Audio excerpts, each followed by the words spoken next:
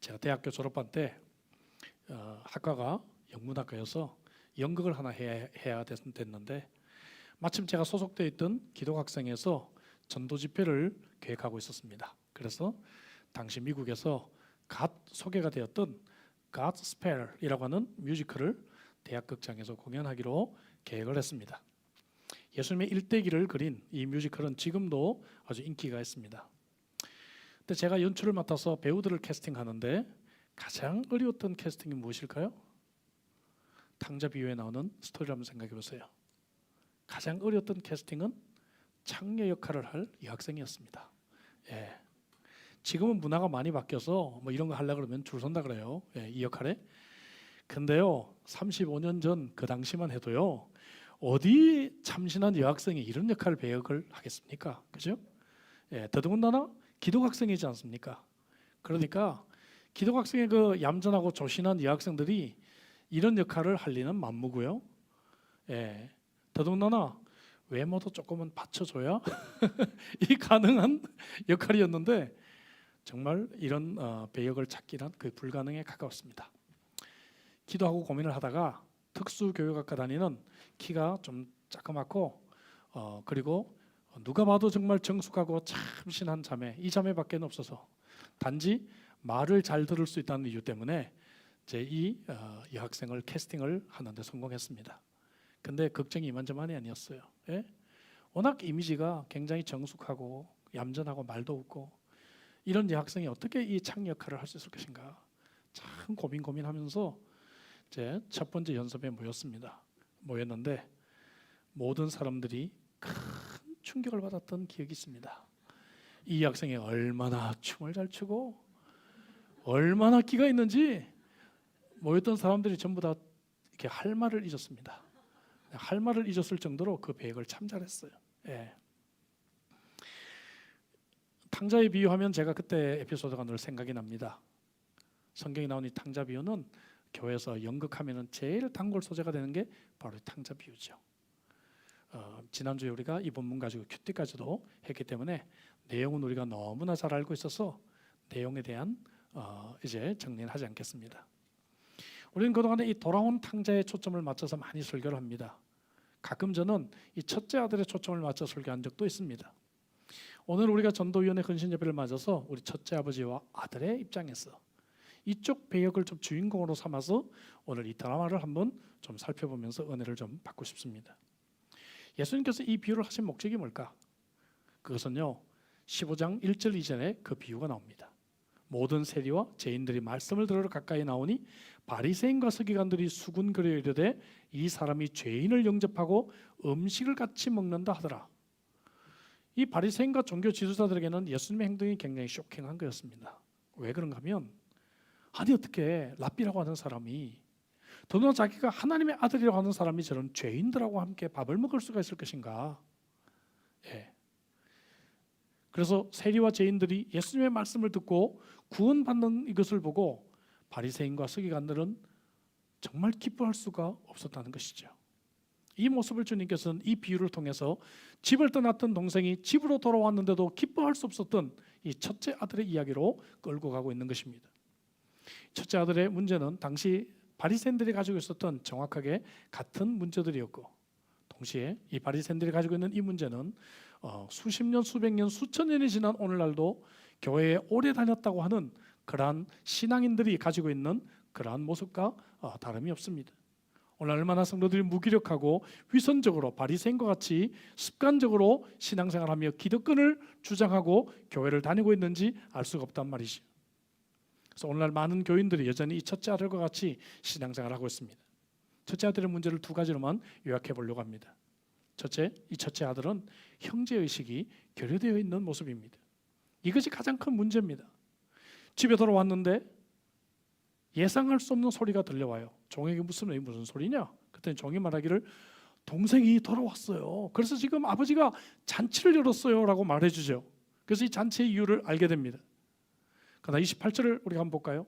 그는 기뻐하지 못하고 분노합니다. 그가 노하여 들어가고자 하지 아니했다 이렇게 말합니다.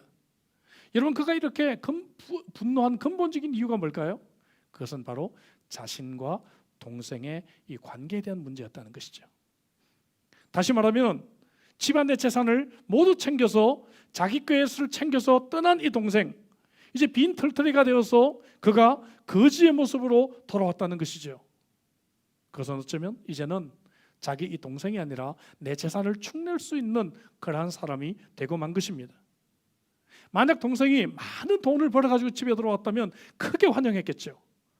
아니, 동생은 죽고 동생이 쓰다가 남은 돈만 돌아왔도 여러분 이 둘 첫째 아들은 아마 좋아했을 것 같아요. 그런데 문제는 재산을 다 탕진하고 동생이 왔으니까 이제 나한테 손해가 되는 사람일 뿐입니다. 여러분, 이렇게 동생이라고 하는 형제가 실종된 모습을 보게 되는 것이죠. 30절에 그가 이 동생에 대해서 사용하고 있는 호칭을 한번 보십시오. 뭐라고 부르고 있습니까?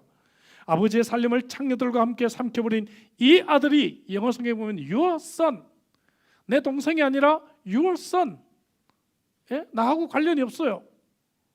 동생이란 말하기를 거부하고 있습니다. 이건 당신의 아들입니다. 돈 다 쓰고 온 당신의 아들입니다. 이렇게 그가 강조하고 있어요.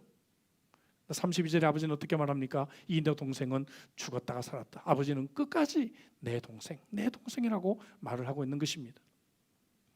저는 오늘 본문의 이야기의 배경이 되었던 바리새인들도 자기들끼리는 충분히 형제애가 있었다고 생각합니다.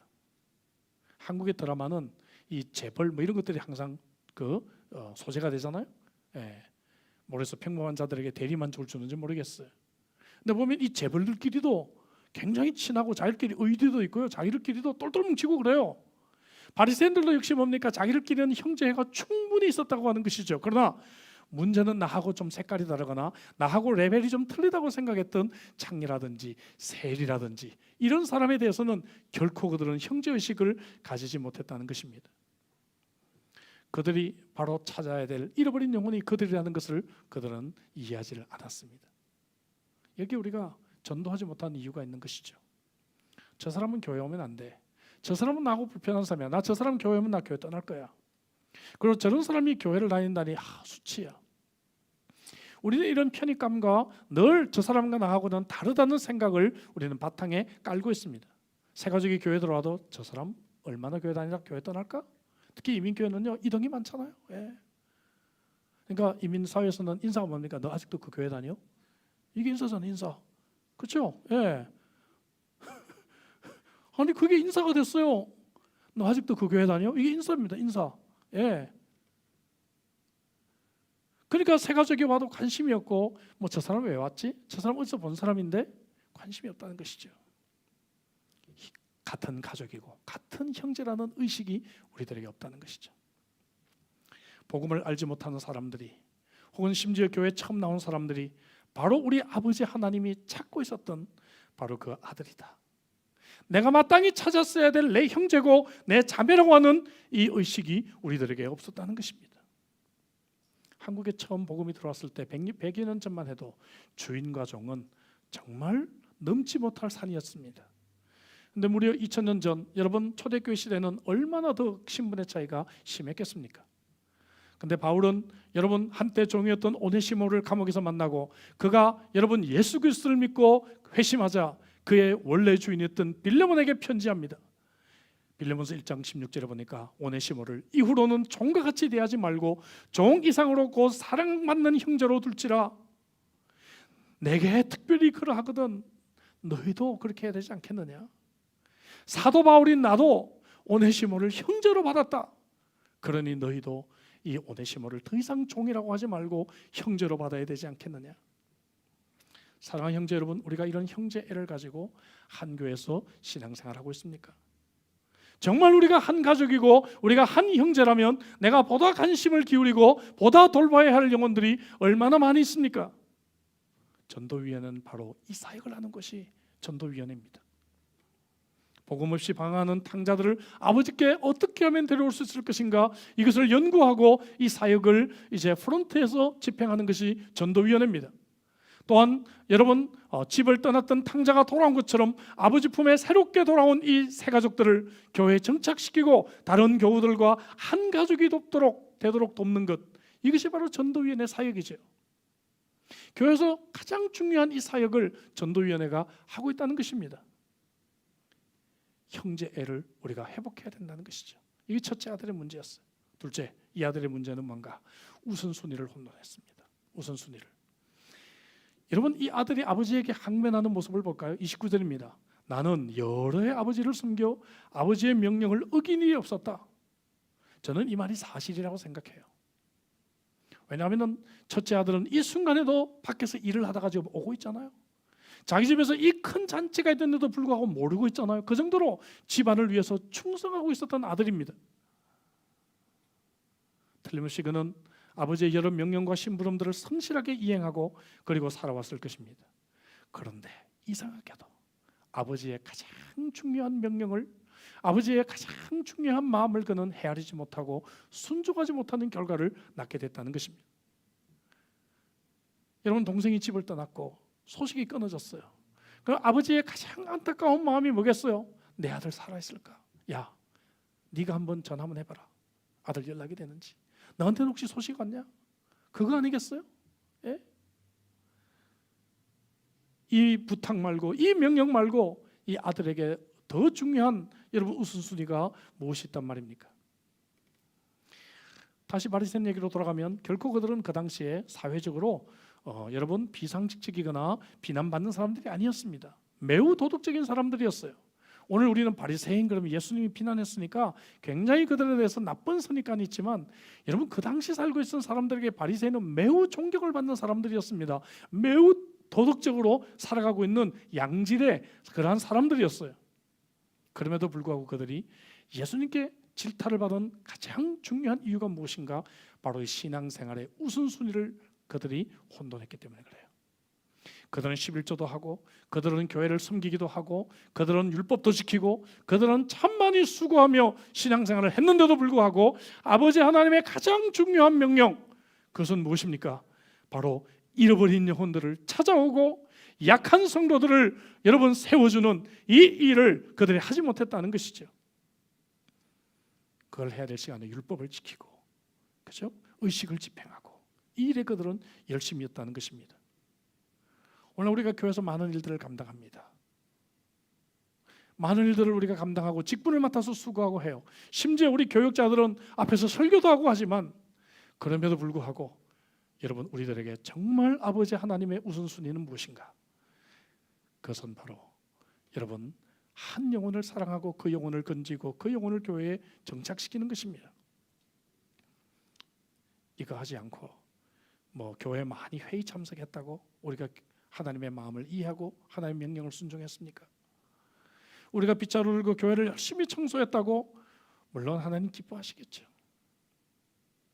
우리가 다른 거 해가지고 성가대 칸타타 한다고 우리가 열심히 준비해서 성탄 음악자로 하나님께 영광을 돌리는 것 중요하겠죠. 다 중요해요. 저는 그것이 중요하지 않단 말이 아닙니다. 그렇다고 다 이제 다른 일에 그만두고 다 전도위원회 오라 그 얘기가 아니에요. 여러분 오해하지 마십시오. 그러나 가장 중요한 것을 우리가 놓치지 말자는 것입니다. 다른 것도 다 중요하지만 가장 중요한 것이 하나님이 생각하신 우선순위가 무엇인가 하는 것이죠. 저는 목회를 하면서 참 훌륭한 평신도들은요, 교회에서 어떤 직책에 상관없이 바로 이 하나님의 우선순위를 잘 감당하는 자들입니다. 저는 그렇게 생각해요.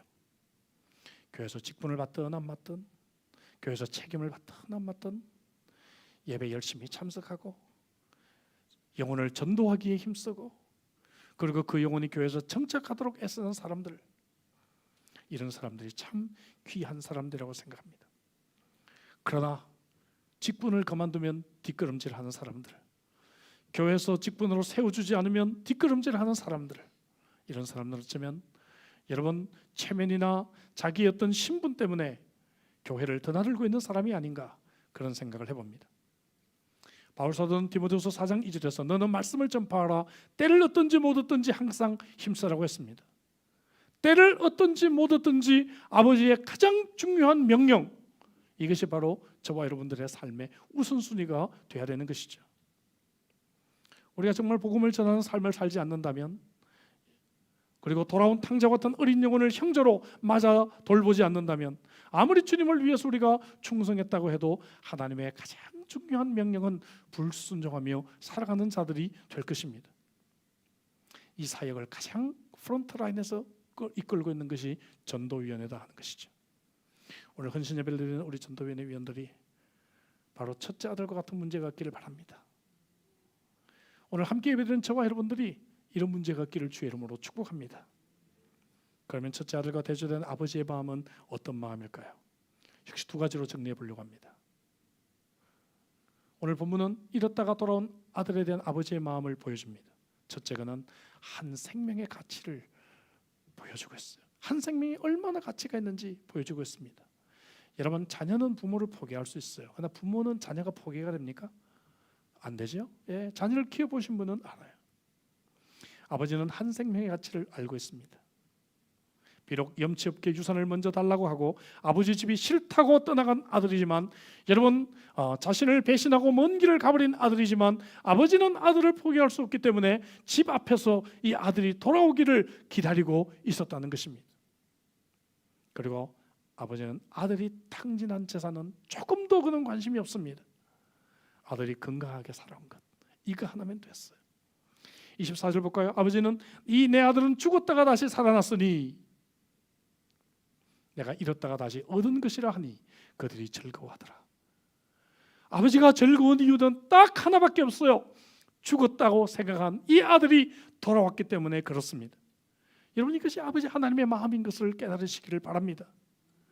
아버지에게 있어서 그동안 집에 있어서 아버지를 열심히 도왔던 아들이나, 집 밖에서 방황하고 재산을 탕진하고 돌아온 아들이나 동일하게 소중한 아들인 것입니다. 여러분, 우리가 잘나봐야 뭐가 그렇게 잘났어요? 오늘날 교회를 가장 어렵게 하는 사람들이 누군가? 개국공신들. 제가요, 미국의 이민교회를 다녀보니까 이 개국공신들 때문에 교회가 너무 힘들어요. 내가 교회를 개척했다, 내가 헌금 몇십만 불 해서 비전센터 지었다, 내가 뭐 몇 대 장로였다, 이런 분들 때문에 교회가 너무너무 힘들어요. 여러분, 아버지 하나님의 마음은 이것입니다. 잃었다가 돌아온 영혼, 이거 하나로 하나님 아버지는 기뻐했다는 것입니다. 동일하게 소중한 아들입니다. 우리에게 이런 아버지의 마음이 회복되기를 주의 이름으로 축복합니다. 예수님은 한 영혼이 얼마나 소중한지를 여러분 말씀하셨어요. 마태복음 16장 26절에 사람이 만일 온 천하를 얻고도 제 목숨을 잃으면 무엇이 유익하리요? 사람이 무엇을 주고 제 목숨과 바꾸겠느냐 말씀하셨죠. 온 천하보다 귀한 것이 한 영혼인 줄로 믿습니다. 이 한 영혼의 가치를 다시 인식하기를 주의 이름으로 축복합니다. 이러한 아버지의 마음을 가지고 사역하시는 전도위원회 위원들 되시기를 바라고, 함께 예배드리는 저와 여러분들이 되시기를 주의 이름으로 축복합니다. 두 번째로 아버지의 마음은 먼저 믿은 자들의 성숙입니다. 아직 어린 나이와 같은 자들을 배려하고 돌보기를 원하십니다. 28절에 첫째 아들이 잔치에 참여하지 않자 아버지가 나와서 권했다라고 말하고 있습니다. 왜 꺼내요? 첫째 아들은 더 성숙하잖아요. 첫째잖아요. 나이도 더 먹었을 것이고, 성숙하니까 그렇게 돈 달라서 멀리 안 갔을 것이고, 그렇죠? 어쩌면 둘째 아들이 나가고 난 뒤에 집안의 일들을 두 배나 했을지도 몰라요. 불평 없이 했을 것입니다. 얼마나 성숙합니까? 그러니까 이 성숙한 첫째 아들이 권하는 것입니다. 31절 32절에 너는 항상 나와 함께 있으니 내 것이 다 네 것 아니냐? 이 동생은 죽었다가 살아났으니 내가 잃었다가 얻었기로 우리가 즐거워하고 기뻐하는 것이 마땅하지 아니하냐? 우리가 왜요? 나와 함께 기뻐해 줄 수는 없겠니? 너도 나와 같은 마음을 좀 가질 수는 없겠니? 이 아버지의 마음을 네가 좀 이해하고 가져볼 수는 없겠니? 성숙한 자들을 주님은 찾고 계시는 것이죠. 네 동생은 죽은 목숨과 같지 않냐? 너보다 약한 자야. 네가 형이야. 네가 형편이 더 좋지 않니? 네가 가진 것도 더 많지 않니? 네가 더 성숙하지 않니? 그러니까 성숙한 자가 좀 약한 자를 받아주면 안 되겠니? 그래서 우리가 함께 좀 즐거워하고 함께 기뻐하자. 우리 가정에서 흔히 보는 장면 아니에요? 부모는 늘 약한 자녀에게 더 관심이 있습니다. 특별히 자녀가 장애인이거나, 그죠? 더 뭐 정말 뒤떨어지거나 이러면 부모는 그 아이에게 더 애정이 가고 더 신경이 가요. 그래서 형이 혹은 언니가 좀 동생을 잘 돌봐주기 원하고, 그죠? 예, 먹을 거 가지고 싸우면 형이 양보해라, 언니가 양보해라 그러잖아요. 예? 쌍둥이들은 억울하죠. 예? 생일까지도 같은데 언니란 이유 때문에 양보해야 되잖아요. 그래도 엄마는 해요. 언니가 양보해라 그래요. 예? 언니가 양보해라. 예. 제가 목회를 하면서요, 가장 속상할 때가 언제인지 아세요? 가장 속상할 때는 억지로 전도하고 새가족반 열심히 해가지고 예수 믿게 되고 큰 교회에 정착하는데 먼저 믿은 사람들이 말 실수여서 완전히 그냥 어린 새싹을 짓밟아버리고 교회 떠나는 거예요. 예? 목사에 대해서 부정적인 얘기하고 교회에 대해서 부정적인 얘기하고, 야 너도 좀 교회 다녀봐, 너도 한번 당해봐. 예? 그래서 간신히 예수 믿고 간신히 교회 정착했는데 새가족반에서 막 은혜를 받아서, 새가족반 간증하는 거 보셨잖아요. 전도위원들 아시잖아요.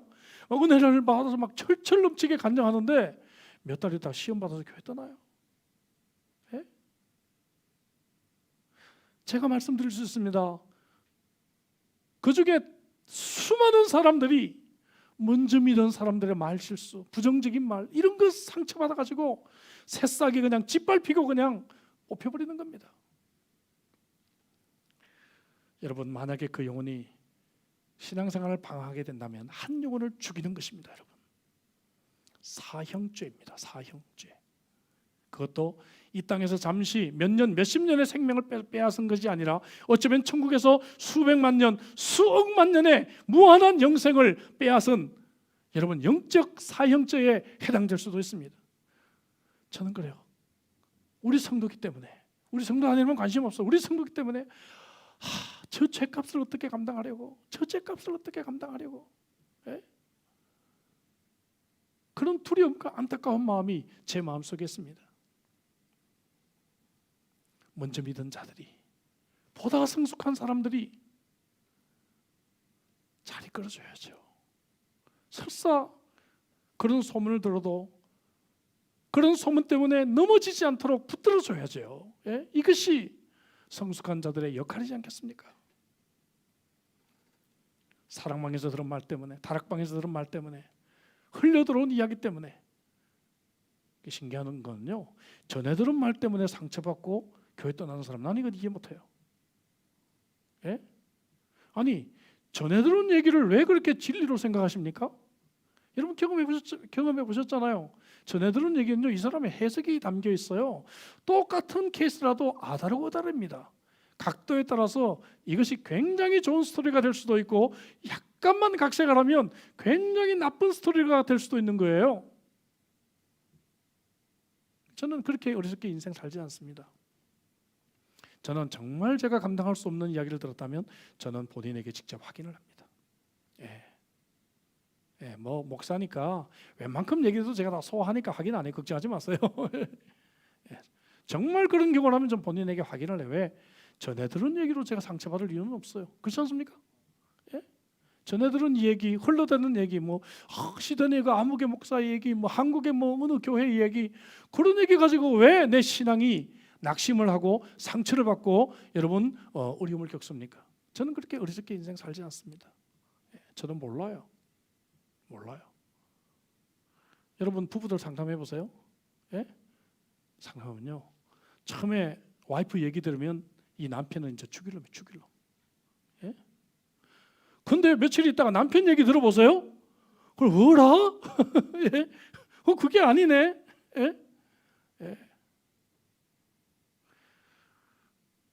여러분, 좋은 소문들만 많이 내시기를 주의 이름으로 축복합니다. 우리는 성숙한 자들입니다. 나 때문에, 내 행동과 내 말 때문에 믿음이 어린 사람들이 신앙이 짓밟히고, 여러분 신앙생활 떠나고 방황한다면 잊지 마세요. 영적 사형죄에 해당하는 것입니다. 우리는 반대로 그런 영혼들을 세워주고, 내가 손해봐주고, 그런 영혼들을 끌어안아주고, 이것이 바로 새가족반을 맡는 여러분들, 새가족을 맡는 여러분들, 그리고 이 자리에 있는 우리 성숙한 자들의 몫이 아닌가 싶습니다. 오늘 좀 설교가 좀 셉니까 여러분? 수요일은 이렇게 좀 세게 해도 괜찮죠? 주일날은 조금 약하게 하지만 수요일은 뭐 성숙한 자들이 오잖아요. 바울은요 고린도 교회 성도들에게 이런 권면을 한 때가 있어요. 내가 비록 이렇게 행동할 수 있는 신앙의 자유가 있지만 만약에 그런 행동 때문에 신앙이 약한 자들의 상처를 받는다면 나 그렇게 안 살래. 나 기꺼이 내 자유를 포기할 거야. 이렇게 선언했죠. 고린도전서 8장 12절 13절에 이같이 너희가 형제에게 죄를 지어 그 약한 양심을 상하게 하는 것이 곧 그리스도에게 죄를 짓는 것이니라. 그러므로 만일 음식이 내 형제를 실족하게 한다면 나는 영원히 고기를 먹지 아니하여 내 형제를 실족하지 않게 하리라. 우상에게 바쳐졌다가 시장에 나온 고기 이게 쌌거든요. 그렇지 않은 고기는 구하기도 어려울 뿐만 아니라 가격이 너무 비쌌거든요. 그러니까 모든 사람들은 일단 우상의 신전에 바쳐졌다가 시장에 나온 고기를 구입해서 이 당시에 먹었어요. 이런 고기를 먹어도 되냐? 크리스찬들이 우리 어렸을 때 그거 가지고 고민했잖아요. 제사 지낸 음식 못 먹겠어요. 예. 그 어린 마음에 너무너무 좋은 음식 먹고 싶은데 그거 우리는 꿀꺽하고 못 먹었습니다. 우리는 못 먹게 해가지고. 예? 근데 성경적으로 보면 그거 먹을 수 있어요, 없어요? 먹을 수 있어요. 그거 먹는다고 아무 문제 안 돼요. 사실상. 예?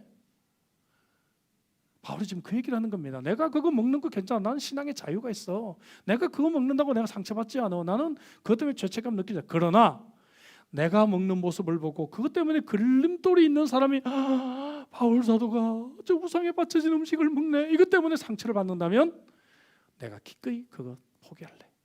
기꺼이 포기할래. 예. 제가 말씀드렸잖아요. 호주는 멀리 있기 때문에 비행기 탔다가 우리는 장거리 비행입니다.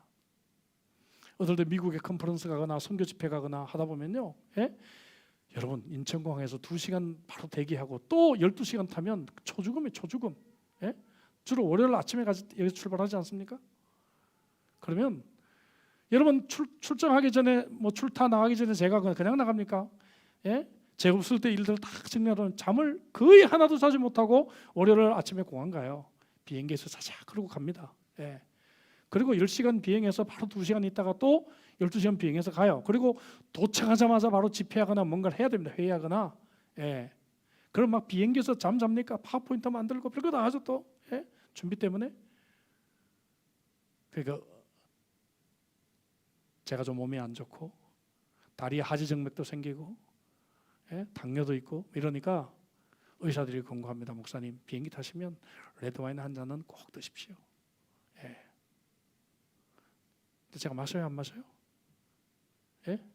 안 마셔요. 눈이 몇 개인데 눈이 600개가 있는데 예? 예? 나는 저분을 모르지만 예? 저를 아는 분들이 그 중에 몇 명 있을지 어떻게 알아요? 근데 와 신로한교회 목사님 비행기에서 술 마셨다?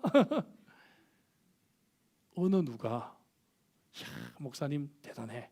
교회는 그래. 이런 분이 계세요? 없어요. 예? 없습니다. 자유가 있지만 성숙하지만 약한 자들을 위해서 배려하고 약한 자들이 상처받지 않도록 해라. 이것이 바로 아버지 하나님의 마음이 아니겠어요? 전도위원회 여러분, 여러분들이 이런 성숙한 신앙인들 되시길 주 이름으로 축복합니다. 함께 예배드리는 자들이 이런 성숙한 모습으로 약한 자들을 배려하고 돌볼 수 있기를 주 이름으로 축복합니다. 이것이 아버지 하나님의 마음이에요. 저는 오늘 설교를 가스펠 뮤지컬 이야기로 시작했습니다. 가장 어려웠던 캐스팅이 창녀 역할을 했던 여학생이라고 했는데 두 번째 어려웠던 캐스팅, 여러분 이 드라마나 연극 이런 건 캐스팅이 절반을 이미 좌우하거든요. 예, 두 번째 어려웠던 캐스팅이 무엇이었는지 아세요? 그것은 바로 이 첫째 아들 이 맏아들의 역할을 한 사람. 악역이잖아요. 드라마나 영화에서 악역이 얼마나 중요한지는 제가 여러 번 강조했죠. 예? 악역을 누가 하느냐 이거를 선택하는 것이 여러분 이 연출가들의 가장 중요한 관심사입니다. 악역이 잘해야 이 영화나 드라마가 뜨거든요 결국. 예. 아직도 잊지 못하는 우리 대한민국의 드라마 대장금 최상궁의 그 역할이 얼마나 중요했습니까? 여러분 기억이 나십니까? 예.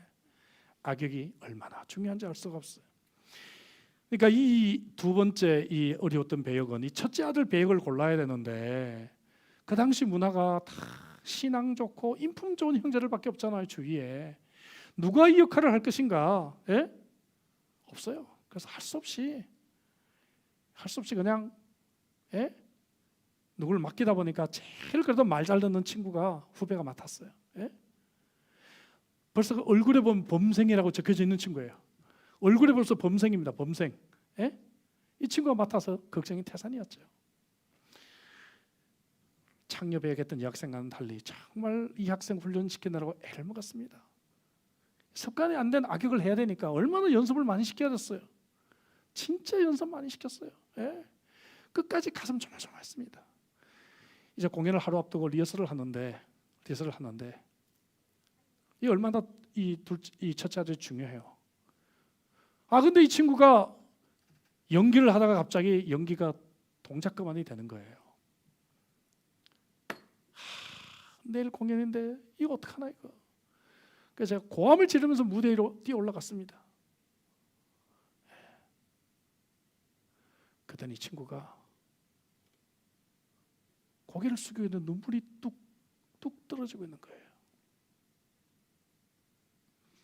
그러면서 친구가 하던 얘기가, 저는 대사를 까먹은 줄 알았어요.